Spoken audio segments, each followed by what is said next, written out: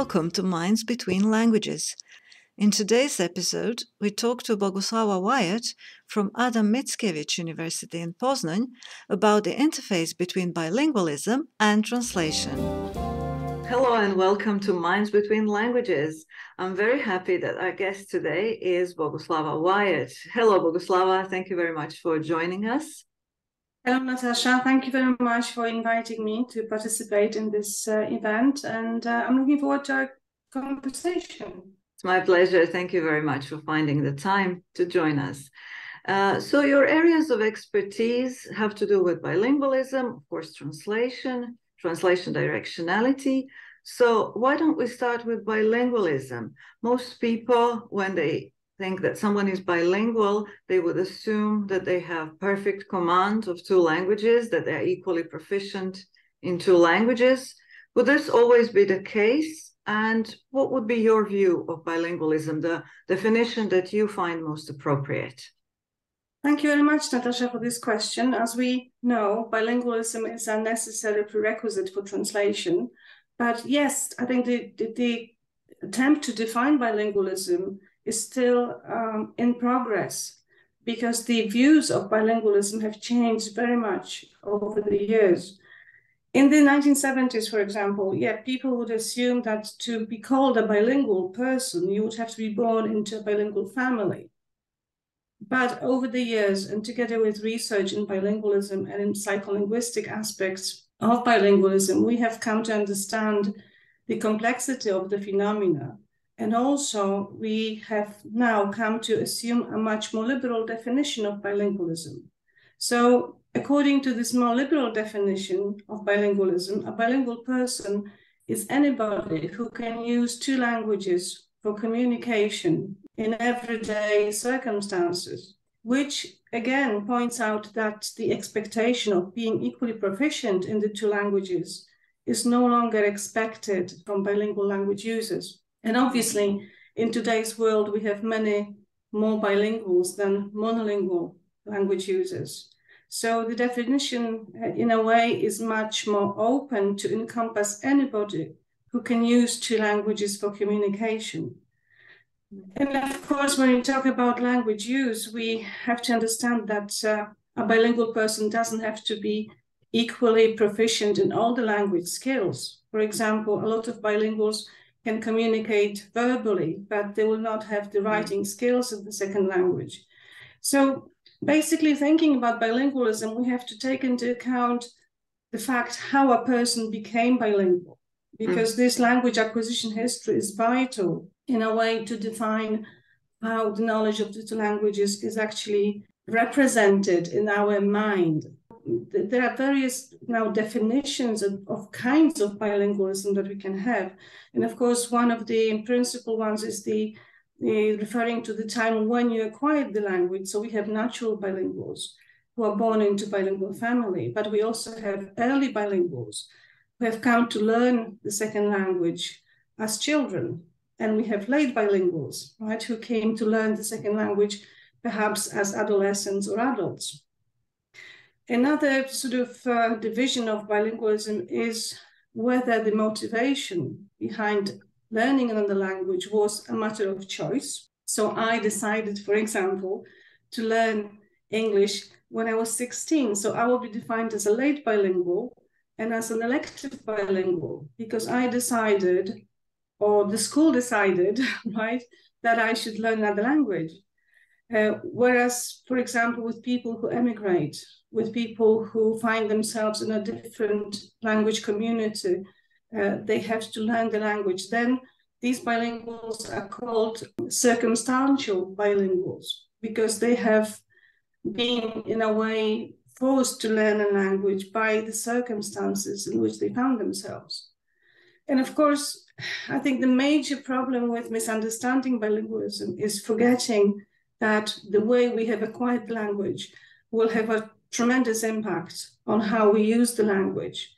So basically, the proficiency in both languages of a bilingual person is the product of experiences in that language. So the expectation that a bilingual is equally proficient in the two languages is virtually impossible, even for natural bilinguals, because even if a child is brought up in a bilingual family, the family lives in one cultural setting, and that will have an impact on how the bilingual knowledge is represented, how the words of the two languages are accessed, and how, for example, one language is reserved for communicating within the family setting, and the other language will be used for communicating with the outside world. So there are many asymmetries, many different combinations, many different circumstances in which people acquire languages and therefore become bilinguals in different ways, right? Exactly. And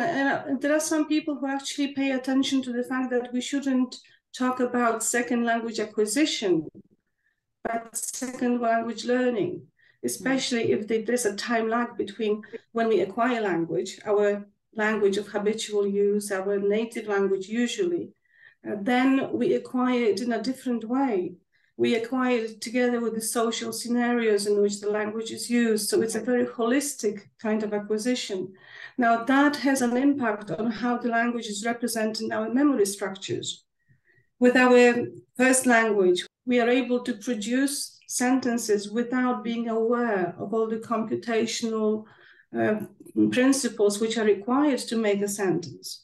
So we have what some people call implicit linguistic competence. Now, with a second language, quite often we start to learn the language when we have already acquired our set of cognitive concepts, our vocabulary in the one. So the second language, in a way, already has a lot of structures prepared, right, in our mind.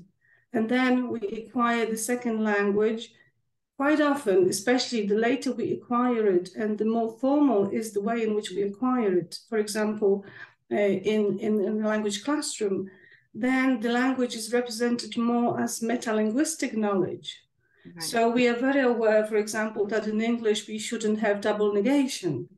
But this sort of conscious knowledge of the second language, of course, with practice, it can, in a way, become more competence-like. But if we are, for example, short of some word structures, we'll fall back often on our L1, or we'll also use our metalinguistic knowledge.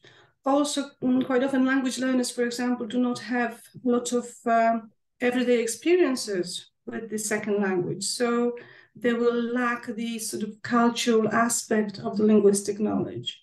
So what I'm trying to say is that when we have two languages in our mind, there is always a struggle or battle for dominance between these two languages. And of course, the language that we have used for a longer time, that we have had more experiences in, will be the stronger language. And all the knowledge which has been acquired through that language will be then more easily available than the knowledge which then, for example, if we are expected to talk about certain aspects in the second language in which we did not have similar experiences. So in a way, the mind is juggling up the two languages all the time.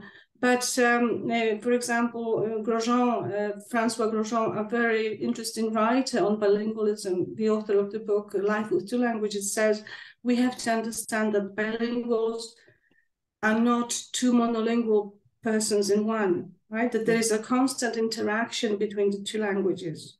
And also the languages are used for different reasons with different people in different settings. So we cannot expect that the proficiency will be the same in all areas of life. And also, I think there is this thing that the situation can change over a person's lifespan, where you can start off by having one language more dominant and stronger, but then if you move to another language community and live there for quite a long time, then perhaps that other language can become the more dominant, even though it wasn't initially your L1, right? Yes, you're absolutely right. And this is the problem also with labeling the two languages, right? Because traditional labeling is L1. This is, we assume quite often, the native language, but as you said, it doesn't have to be, because if for example, if a child emigrates and is starting to use a second language much more frequently, then that will become the language of habitual use, the stronger language. And the language which is not in use just undergoes attrition. It is like any kind of knowledge or skill that we do not use, we become a little bit rusty with. So yes, this is always a very dynamic interaction. And what is the most interesting, and the research has no doubts about it now, is that by selecting a language for production, for example, or for comprehension, we cannot really switch off the other language or the other languages. We can only control the language use by inhibiting the language which is not in use and activating the language which is needed for production. But sometimes we see that this control is not really very good because we all experience interference. We sometimes copy structures from our first language onto the L2 or from L2 into the L1. So in a way, bilingualism creates very strong demands on our cognitive structures. And we do have to control which language is in use. We have to control interference, which can happen, for example, even if we are very good at two languages, but we are tired. There will be a situation that we will perhaps use a false friend, or that we will copy a syntactic structure and use it in the language in which it will sound a little bit odd. But the outcome of this requirement to be so much in control of the languages, in a way, results in developing certain cognitive abilities, which are needed also for translation, but which are also very important for our functioning. For example, we have to have the so-called cognitive flexibility, so the ability to switch between various sets of data. Or we also all the time practice, in a way, our brain gets a lot of exercise when we use two languages. There is a very interesting line of research which actually shows that bilingualism is a very positive, knowing another language is a very positive factor in our cognitive functioning also later on in life. Another aspect is that it is extremely enriching in terms of allowing us to see our reality from a different perspective. Because in a way, various languages are like very different portals, which allow us to have an insight into how our world can be described. Yes, yes, of course. So in other words, it's useful to learn languages even for people who will not be language professionals, even for people who may not have changed countries, but just in order to exercise our brains, right? Yes. Now that you mentioned translation, perhaps we can move on to this second topic, because I would like to ask you about the relationship between bilingualism and translation. So is it enough to become a bilingual, to be highly proficient? Well, we heard now that it will never be exactly the same proficiency, but highly proficient in two languages. And now we're all set up to become translators, or is it more complex than that? As you know, things are very rarely simple. So in a way, yes, knowing two languages is a predisposition to become a translator, but it's not enough to become a professional translator. Again, the question is, we have to remember what kind of translation we have in mind, because even a 3-year-old child who has access to languages can translate. And this was the title actually of a paper by Brian Harris, How a 3-year-old Translates. I think it's very fortunate that actually having two languages, we can do several things. We can use either of the languages for communication. We experience interference, as I mentioned earlier on, but we can also translate, which means we can be mediating communication between people who do not have access to the same language. And yes, translation is quite often perceived as the fifth skill of bilinguals. Apart from listening, speaking, reading, and writing, bilinguals can translate. And it is, if it wasn't for the skill, I think multilingual communities could not exist, could not communicate with each other. So yes, every bilingual can translate, right? But of course, this translation will not be what we expect from professional translators. So to look at translation, I think it's best to look at it as a continuum of skill development. So bilinguals are very good natural translators. Quite often, they do actually much more than translating, and there is a special term coined which is called language brokering, and that is very often present in multilingual communities. When, for example, a child from an immigrant family with a minority language will have to go with his or her grandmother to hospital to be an interpreter between the doctor and the grandmother. So the child is also acting on behalf of the grandmother. So this is something that we could not really expect in a way of professional translators or interpreters who are always taught to be impartial, who are not really brokers, they are mediators.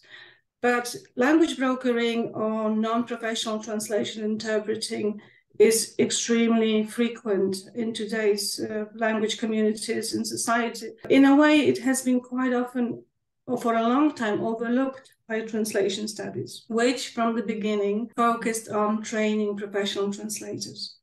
Only recently, I think the first conference devoted to non-professional translation interpreting was actually in 2012, and it was organized by the Bologna University. Only then it became, in a way, officially recognized that this is a huge part of translation community that translation studies have treated in a peripheral manner. And I think that is also connected with our lack of proper understanding of bi and multilingualism, how communities function and so on.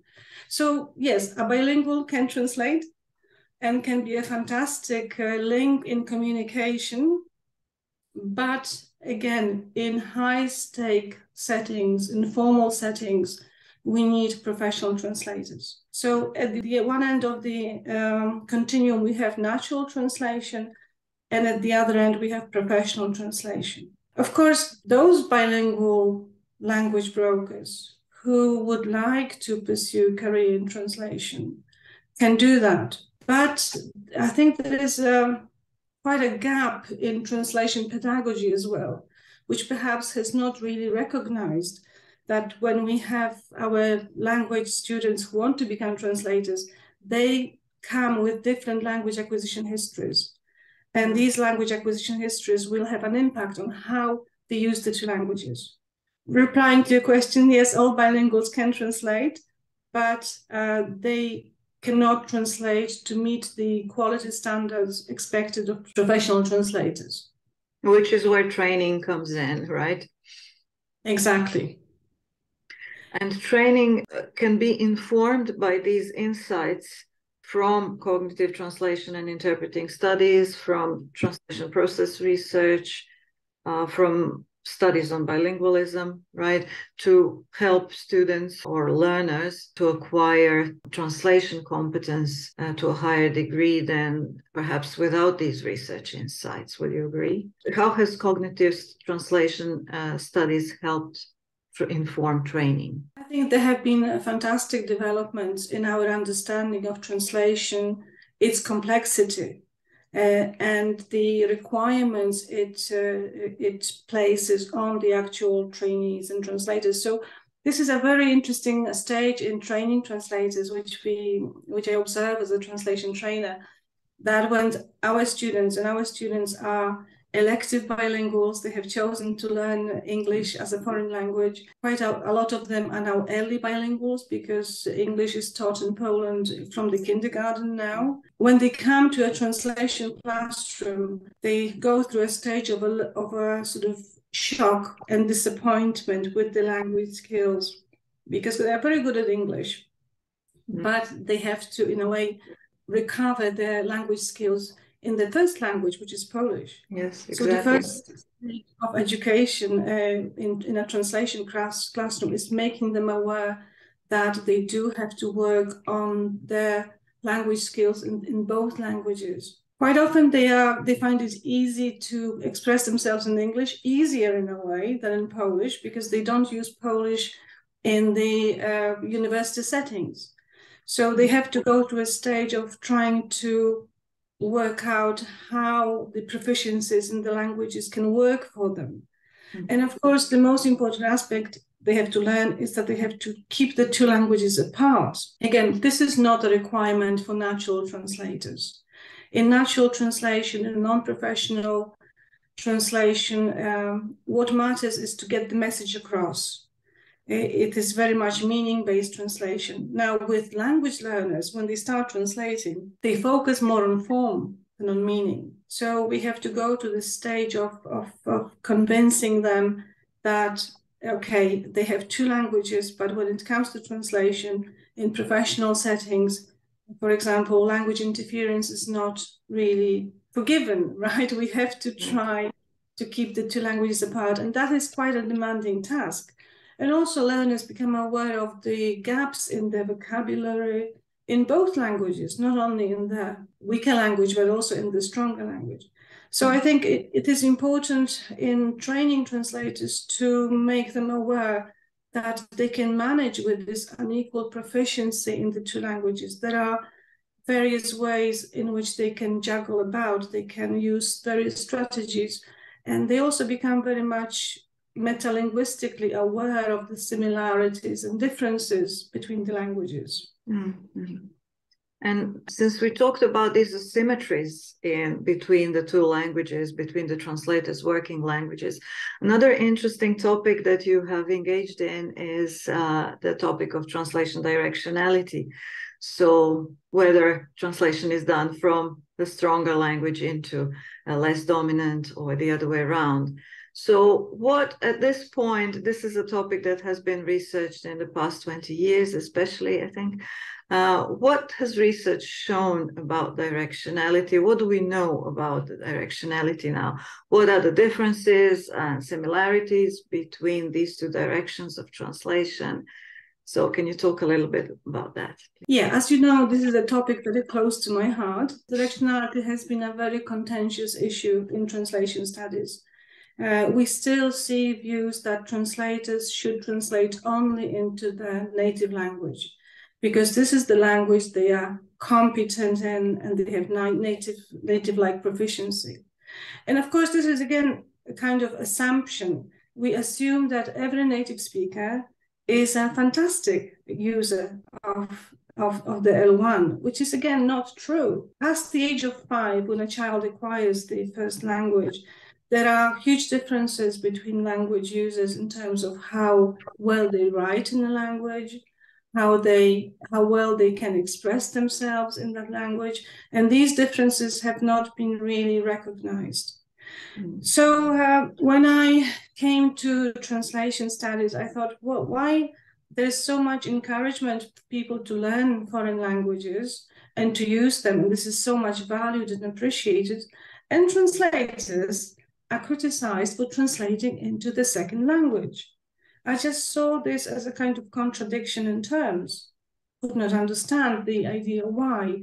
And of course, I couldn't go to my translation classroom and tell the students that you should only translate into your native language, because being a speaker of a language which is a language of low diffusion or a minor language, the way to communicate with the outside world is only through translation and through translating now mostly into English. So although directionality or translating into your foreign or second language was always criticized in theoretical handbooks, and that is from very well-known authors, it was also supported by translation agencies, which, for example, would say our translators work only into the native language. And it is impossible, right, that we would have so many translators who can understand, for example, Polish and work into English and be native speakers of English. So directionality, in a way, that did not matter for many translators, many practicing translators. The only problem was that it was some kind of axiom which was imposed, but without empirical support.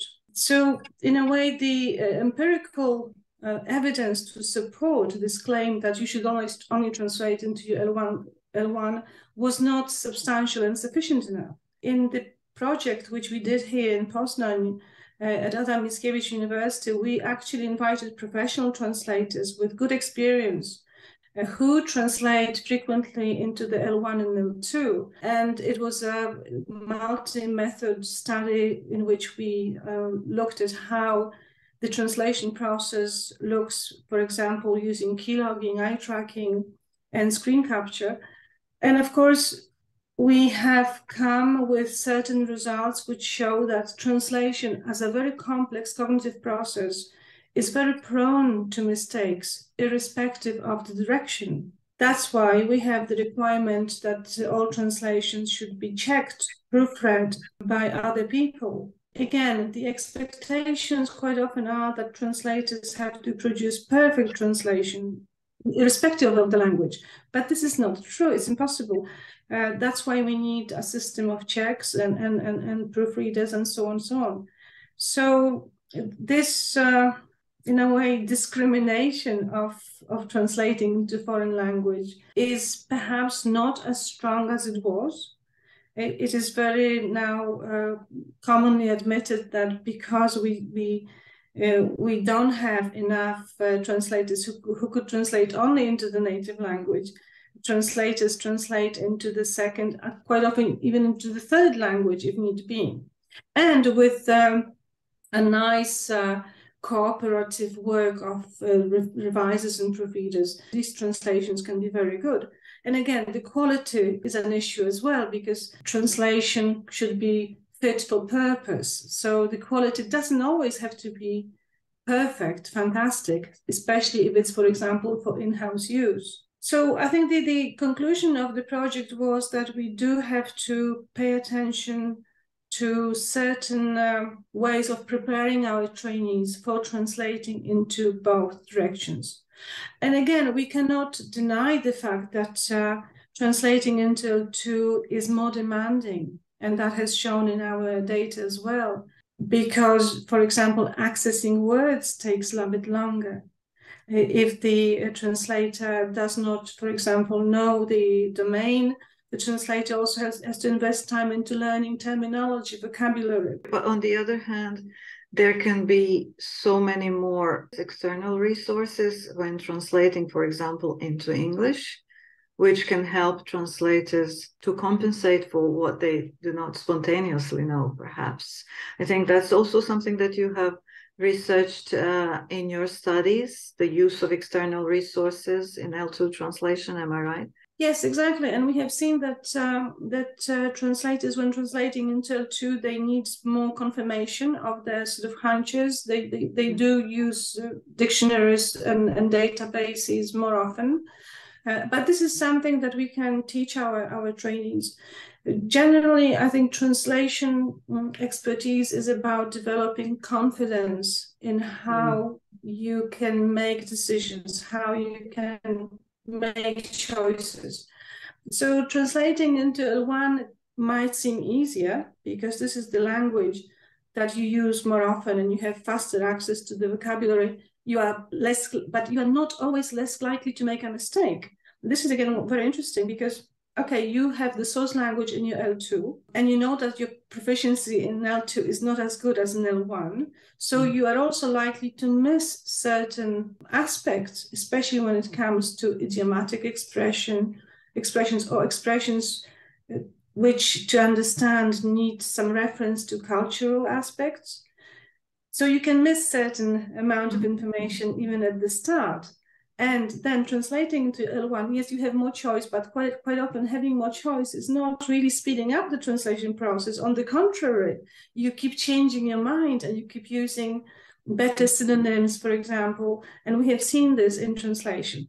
Whereas translating into L2, yes, usually we have much smaller vocabularies, but then when we choose a word, for example, we are less likely to change it because we don't have so many equivalents. So in a way, both directions have different challenges for the translator, but translators can do very well with translating into both the L1 and L2, especially if the translations are also checked by revisers and proofreaders.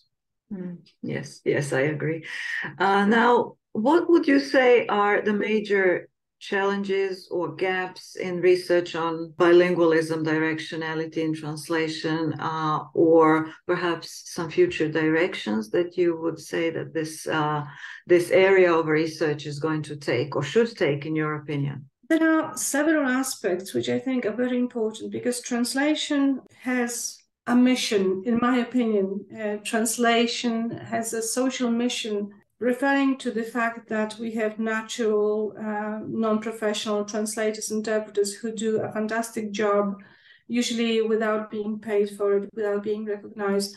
I think translation pedagogy could perhaps look at these very valuable individuals, and quite often they could actually pursue a career as interpreters, translators, especially if they are speakers of very minor languages, languages which are not really frequently learned by other language users. So this is one aspect, and we see the need for it, for example, in crisis situations, in immigration, in the context of immigration and natural disasters, that when there is the need to communicate with many different language speakers, we need some kind of rapid response, right, to at least instruct people how to cope with being mediators between, let's say, rescue workers and people who have been victims of natural disasters. So this is one of the missions, I think, which translation studies could, and I think it is already done in a way. There is awareness, social awareness of this. Another, I think, important aspect is now in the context of technology and the fact that we have machine translation systems which are used by people, and it's fantastic that they exist, but society at large is not aware of what a machine translation system is able to do and what it is not able to do. So perhaps educating society about how to use the technologies. I'm saying this because quite often I notice that official sites, instead of now having translated versions, they just include a link, for example, to Google Translate. Bilingualism research is extremely vibrant now with new technologies, with new tools that we have. For example, recent trends circle around how we read emotions in our second language, that we have quite a detached perception of emotional impact when we talk about highly sensitive matters in L2, whereas in L1 we feel a much stronger emotional involvement. So these are the aspects which also perhaps could be brought into translation training, because we have more awareness of being sensitive to many issues. So something that we were not aware of, perhaps now with research, we can incorporate in our translation training, just to raise awareness of how the two languages, again, are never equal in our mind. Excellent. Thank you very much for sharing these thoughts. And I think this brings us to the end of this episode. Thank you very much, Boguslawa, for joining us today. It was amazing. And I hope that we'll see you again on Minds Between Languages. Thank you very much, Natasha.